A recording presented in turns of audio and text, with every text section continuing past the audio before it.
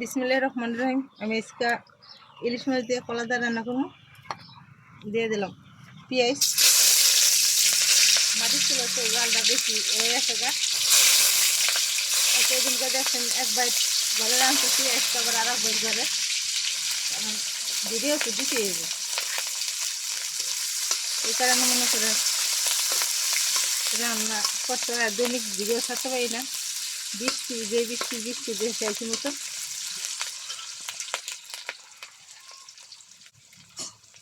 ওখানে দিয়ে দিলাম জিরা পেঁয়াজ বাটা। বিসমিল্লাহির রহমানির রহিম। ইলিশ মাছ হলো সিম্পল মশলা, এত মশলা দেওয়া লাগে না। লবণটা দিয়ে দিলাম, মশলাটা ভাজা হয়েছে মতন, পরিমাণ মতন দিলাম। তারপর লাগলে বাকিটা আবার পরে দেখতে দেওয়া যাবো। মশলাটা সুন্দর করে ভাজতে দেবো, ভাজতে তারপর হলুদ মরিচ দিয়ে দিতে হবে। ইলিশ মাছে আবার কাঁচা পেঁয়াজ মরিচ এটাই খুব ভালো হয়, এত মশলা লাগেও না।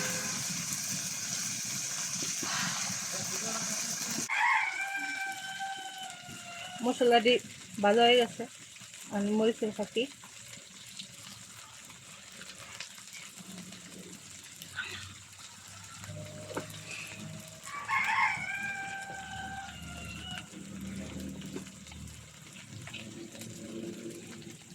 হলুদের ফাঁকি। কলার তরকারি একটু সাদা সাদা আবার হইলে ভালো হয়।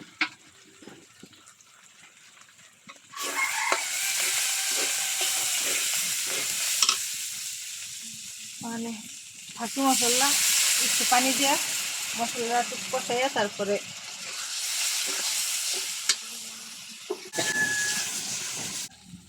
আলহামদুলিল্লাহ আমার তরকারিটি কষে নিয়ে গেছে। এই যে দেখেন মাছ, আমার বাচ্চায় সকালবেলা বাজার থেকে যে মাছ আনছে। ইলিশ মাছ ঢাকা যা পাই সেটি তো হয়তো খাই এখন ঠিক তো গ্রামে হয়তো নদীর মাছ। আল্লাহর রহমতে খারাপ হইব না, ভালো হইব। আপনারা ওটা রেখে দেখবেন। মাছটি আমি দিয়ে দিলাম। বিসমিল্লাহ। কাঁচা মাছ দিয়ে তরকারি রাখলে তরকারিটা বেশি একটা ভালো লাগে না, এমনি কষাইয়া নিলে একটু ভালো লাগে।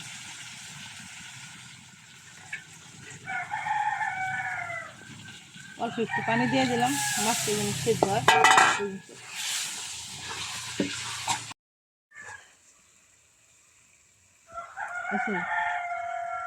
বিসমিল্লাহির রহমানির রহিম। এখানে মাছটি আমার কষে নিয়ে গেছে, উড়ে হেলাম।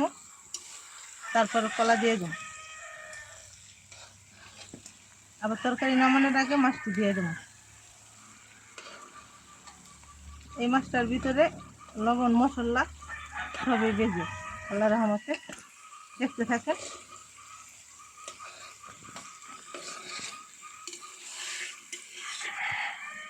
মাছ জানছে সব পেঁয়াজটা রাইন্দা লেগেছে, বিদেশি পয়সা আমার বাড়ি বেটার। আর আমাকে দেশের কামাই 12টার মাছ আনলে মনে করেন খাইতে হয় আমাকে 6 দিন, নাইলে তো আর হইতেছে না। আলহামদুলিল্লাহ। এই যে দেখেন কলাটি, বিসমিল্লাহির রহমানির রহিম। কলাটি আমি হালকা গরম পানির ভিতরে একটু হলুদ লবণ দিয়ে দিয়েছিলাম। হলুদ লবণটা দিলে এই কলাটার কসকস লাগে না।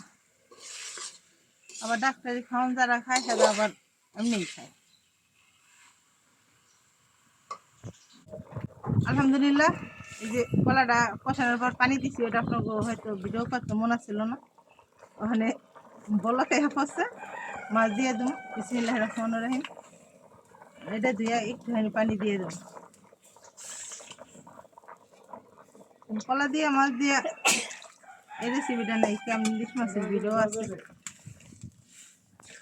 ওখানে একটু লাড়া দিয়া ডেকে দিলে আল্লাহর রহমতে পারফেক্ট হবে।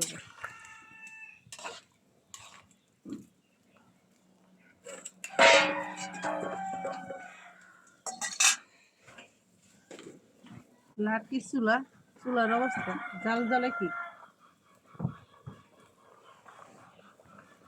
এটা সিমেন্টের চুলা তো দেখেন, এমন জাল জ্বললে এক বিয়ার রান্না রাঁধতে লাগবো 2 ঘন্টা চুলায়। একটু ডেকে দিই, তারপর আবার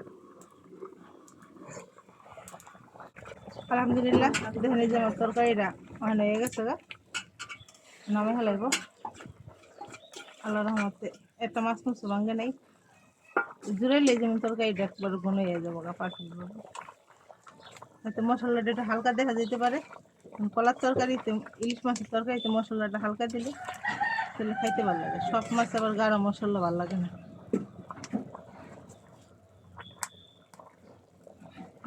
আলহামদুলিল্লাহ যারা ইউটিউব থেকে দেখবেন আমার চ্যানেলটা সবাই লাইক শেয়ার করেন সাবস্ক্রাইব করেন যারা ফেসবুক পেজ থেকে দেখবেন আমার পেজটা ফলো লাইক শেয়ার করে দেন আলহামদুলিল্লাহ আসসালামু আলাইকুম